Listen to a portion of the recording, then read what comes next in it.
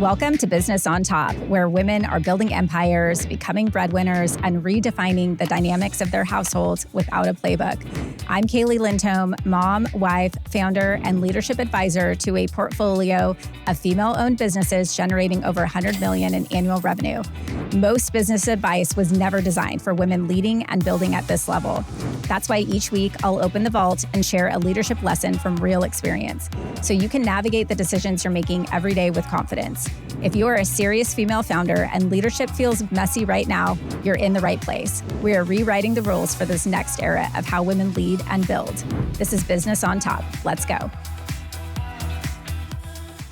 Hello, leader. Welcome back to Business on Top. It's your host, Kaeli Lindhom, and today I want to talk about a lesson that will literally change your life. But let me tell you, it's a warning.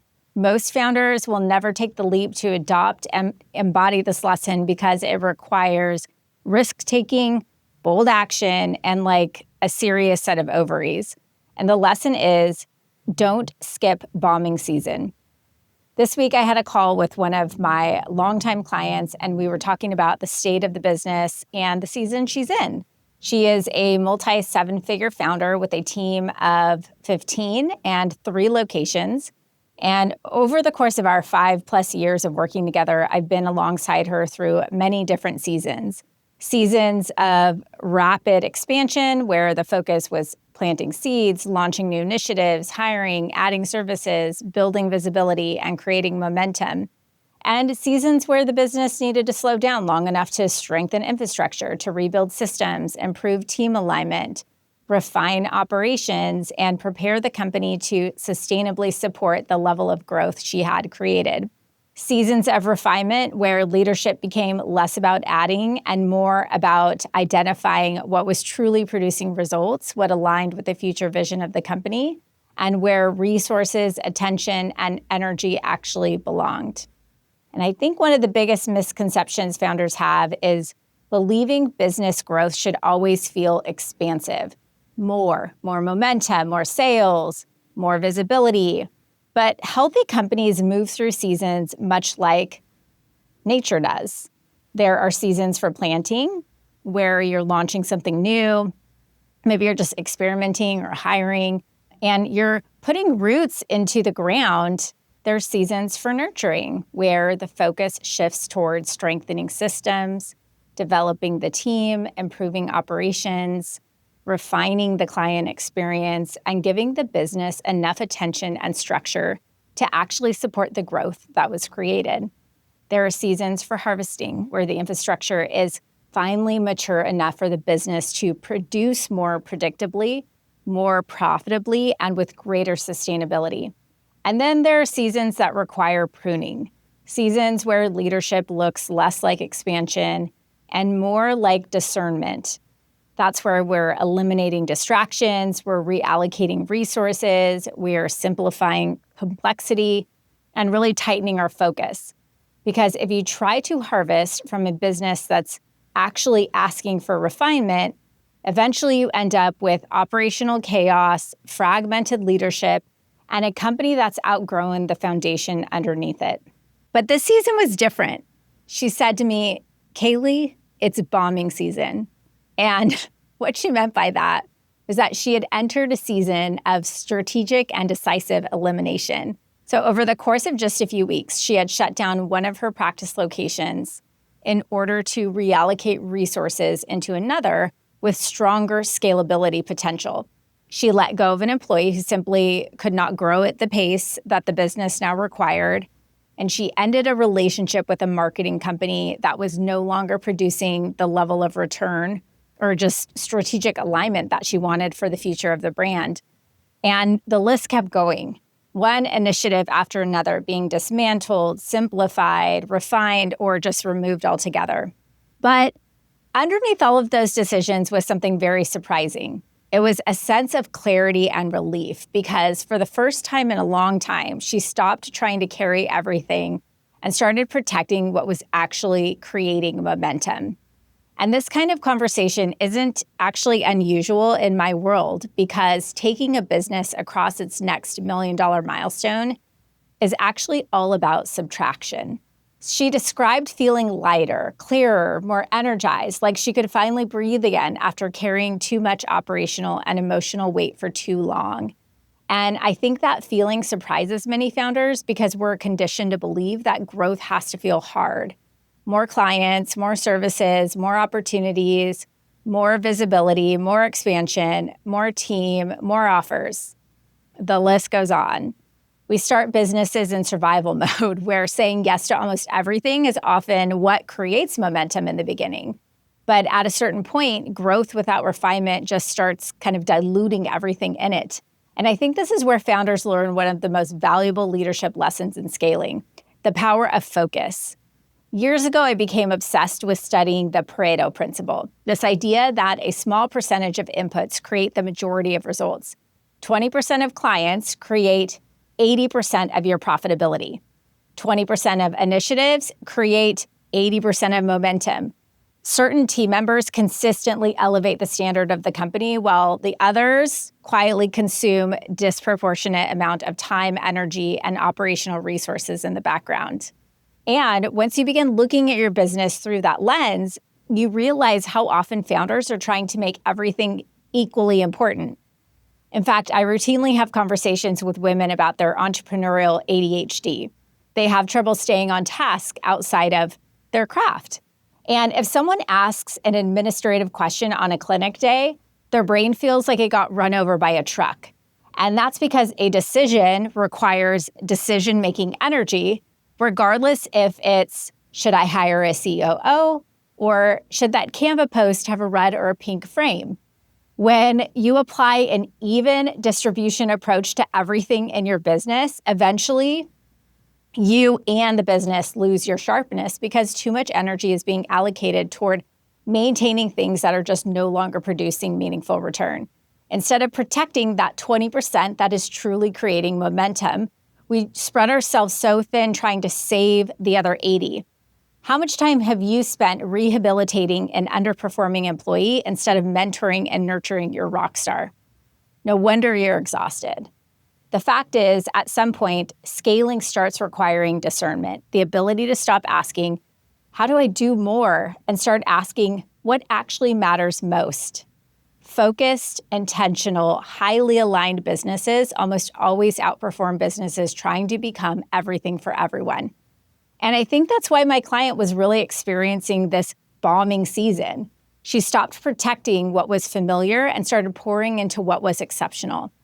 I can't tell you how many times I've sat in meeting room after meeting room, conference after conference, watching fully resourced founders scribbling tactics and notes and ideas. They keep adding more services, more initiatives, more marketing, more people, thinking that momentum comes from expanding more, when in reality, the business is often begging for greater focus. And I think this is where that 80-20 principle becomes such an important leadership lens. We know that in every business, a small percentage of things are driving the majority of results. A handful of decisions create disproportionate momentum while other initiatives quietly drain them. We talked about how in every small business, a small percentage of things are driving the majority of results. A handful of decisions create disproportionate momentum while other initiatives quietly drain our time, energy, and operational resources in the background. But still, many founders struggle to identify what's that real 20%. And is that actually because they've become emotionally attached to everything? I think that's a deeper lesson here. The next level of growth often comes through elimination. There's a huge difference. Sometimes an offer is still good, but no longer exceptional, or a team member is still capable, but no longer aligned with the pace or the standard of the company, or a strategy works, but doesn't necessarily represent the highest and best use of energy and resources. And I think that this is one of the hardest things, recognizing when good has become the thing standing in the way of great.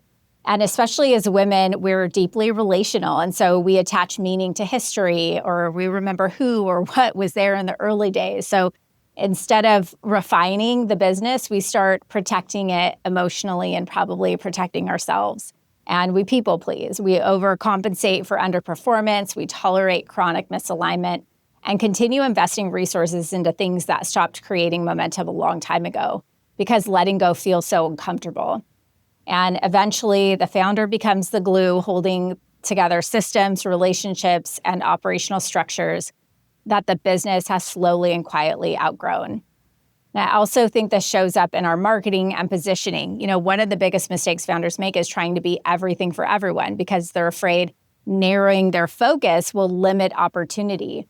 But the opposite is usually true. The businesses that scale are often the businesses with the strongest clarity around who they serve best, where they create the most value, and what deserves the majority of their resources and attention.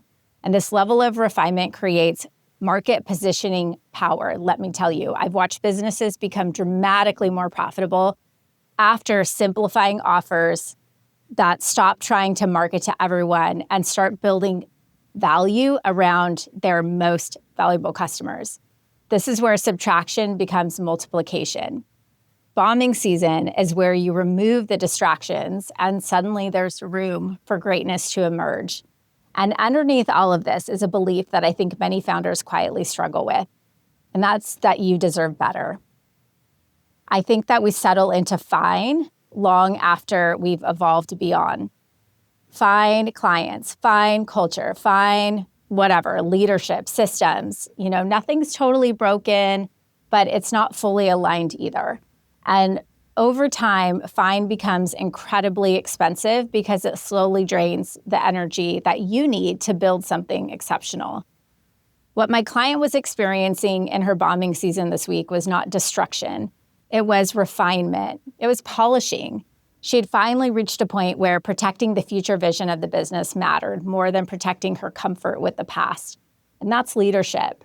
Because there are seasons where the most important thing you can do for you and your business is to stop adding and to just have a good bombing. So I want to pause and ask you, where is your business begging you for that refinement? Usually there's been tension there for a while and you know exactly where that is. Operational complexity that no longer makes sense, relationships that continuously drain energy, or offers that we convince ourselves attract clients, but in reality dilute focus and profits. Where is your business running on systems that were built for an earlier version of you as a founder? If your goal is to build a life-first company, it's time to stop asking, how do I add more? And start asking, what truly deserves more of me?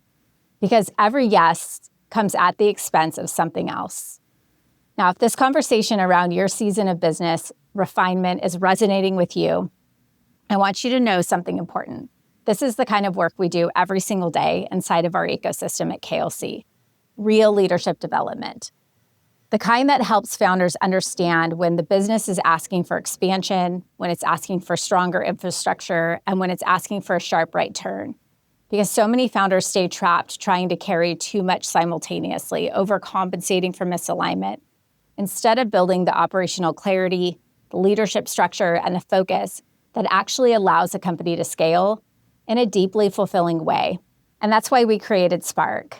Spark is a 5-day live virtual intensive happening June 15th through 19th at 9 a.m. Pacific, where we work directly with owners and practice managers on the foundational leadership and operational systems that create sustainable growth. We'll help you strengthen decision-making, delegation, accountability, team leadership, operational excellence, and the relationship between you as the owner and your manager. So the success of the business doesn't rely on one person carrying all of the emotional and operational responsibility alone. So if you're watching or listening to this episode thinking, I know my business is asking for more, or I know we've outgrown the way we're currently operating, I want to invite you into this room with us. This is one of the best ways to experience what it feels like to work inside of our leadership ecosystem and to see firsthand how we help founders build businesses that create more freedom, impact, profitability, and alignment. You can learn more and register now at klcconsultants.com/spark. And I cannot wait to support you inside of the program. All right, leader, thank you so much for tuning in today. And until next time, keep putting life first and business on top. If you are listening to this and something in you is stirring, I want you to know this is exactly where the work begins. This is the space between where you've been leading reactively and where you are being asked to lead from a new framework. And the truth is that next level of leadership doesn't come from more information. It comes from putting yourself in rooms and environments that challenge how you think, how you decide, and how you show up inside of your business. That's exactly why we built the Pop Leadership Academy. It's a space for founders who are no longer looking for surface level strategy, but who are ready to evolve how they lead, how they build, and how they scale so the businesses they create can fully support the life they want to live inside of. You can learn more about the Pop Leadership Academy and apply through the link in show notes.